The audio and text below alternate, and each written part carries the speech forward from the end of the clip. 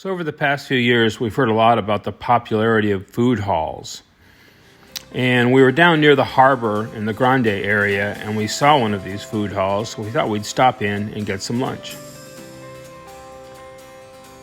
The hall has a nice variety of choices of food, and so we went in, grabbed a fish and chips from the fish and chips place, and some Korean tacos from the Korean place, and some fried dumplings from the Asian place. The atmosphere was good, and it seemed like a fun place. When we drove by earlier, it was completely packed out for lunch. But when we came by just a little bit later, it wasn't anywhere nearly as busy. So it was pretty easy to go in and look at the selections and grab something to eat. There are some places outside where you can sit, so if it's a nice day, that's a really good option to take advantage of. There are some restrooms in the back, and according to the signs, the building used to be an old fish factory, and now it's a food hall.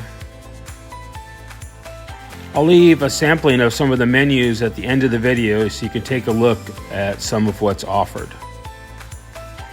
I wanted to mention that the fried fish we got, although it was fresh and tasty, it was also pretty greasy. And the tacos were good, but they were served room temperature. And I'm used to street food being something that's prepared on the spot, grilled or fried. The dumplings were tasty, but I've gotten similar dumplings frozen at Costco that were tasty as well.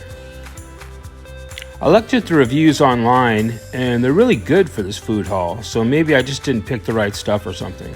The place does have a fun atmosphere and lots of choices, so if you're in the area, feel free to try it, but maybe pass on the few things we tried because they were just basically okay.